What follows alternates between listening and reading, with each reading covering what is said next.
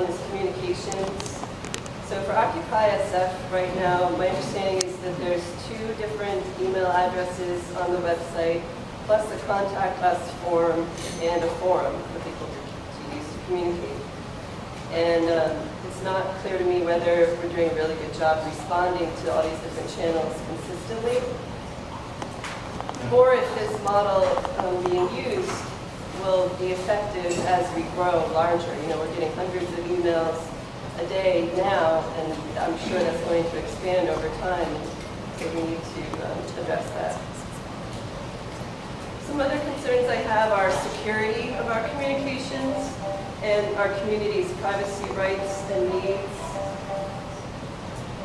Helping people feel comfortable communicating with us and making it easy for them to do so. Leveraging the knowledge of people on the ground who have very basic, either basic cell phones at the low end or personal laptops with intermittent internet access on the high end. Efficiently sharing the latest information so that others who have similar questions to those already asked can get answers quickly. So knowledge management, you know, with like searchable information piece.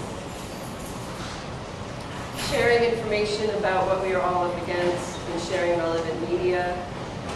Empowering people off-site to be able to collaborate and participate and stay plugged in. How to avoid having power structures of only certain people having access to communications or any area of knowledge or power within the movement.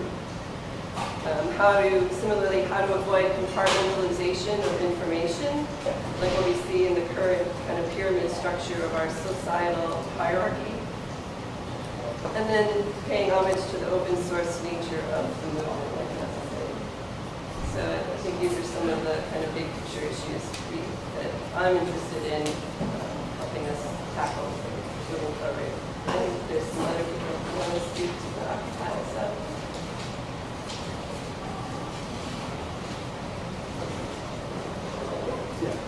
I'll try and keep it brief. My name's Corey. I came to Occupy SF on September 29th to work with communications. Just some quick updates as of the last couple of hours. The email was meant to bring people in, initially when we didn't have many folks, and retain them as volunteers so they could facilitate working groups around their own skills, like legal, medical, kitchen, and so on.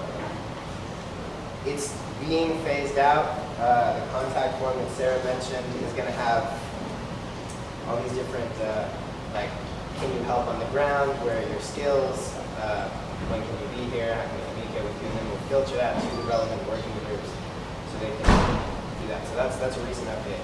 I'm here because up until September 29th, when I joined the occupation, I was like a single issue activist, right? I was organizing my community around police accountability issues, doing other stuff. And one thing we had started, which is gravely important, I think, was a database.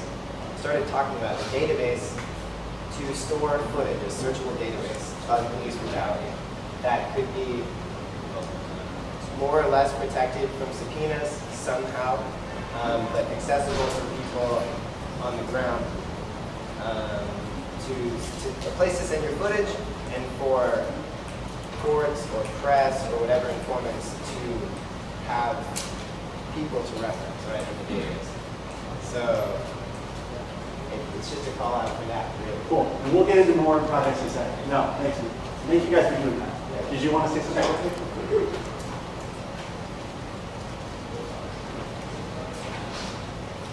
Hi, I'm Kat. I'm with Occupy SF.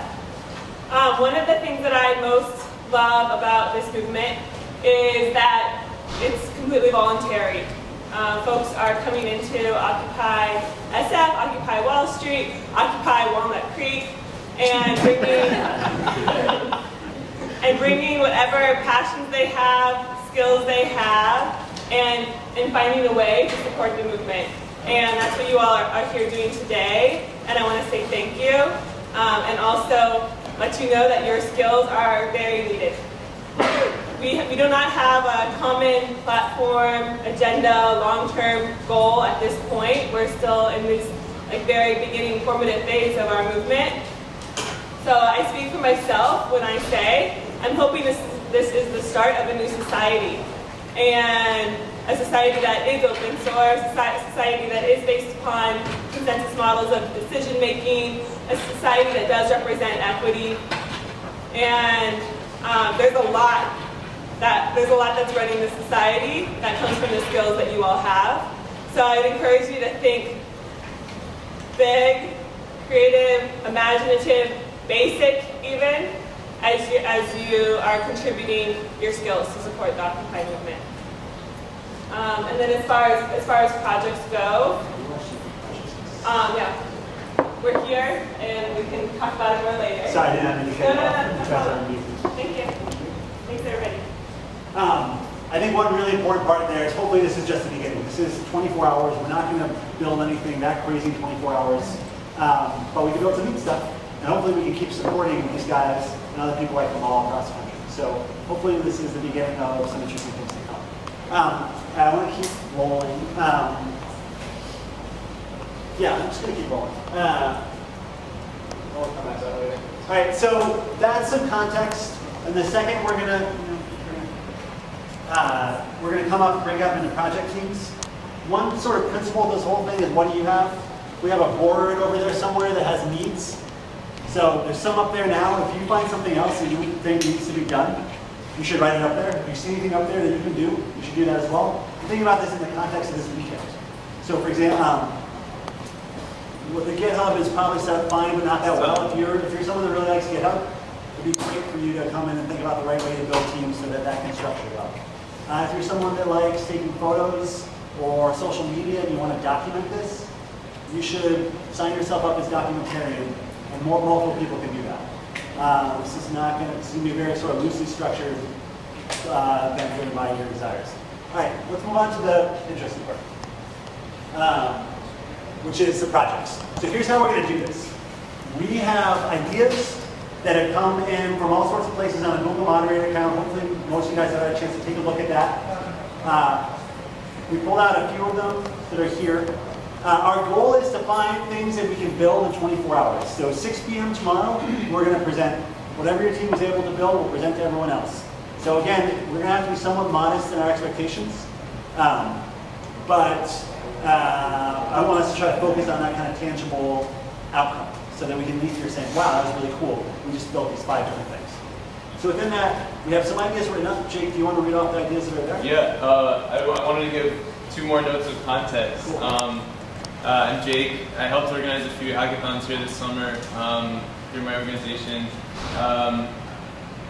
What I want to say is there's this hackathon movement within a subset of maker culture and developer culture of throwing ideas together and the best things rising to the top out of these diverse teams. And this here is the first hackathon in direct support of a social movement in human history. They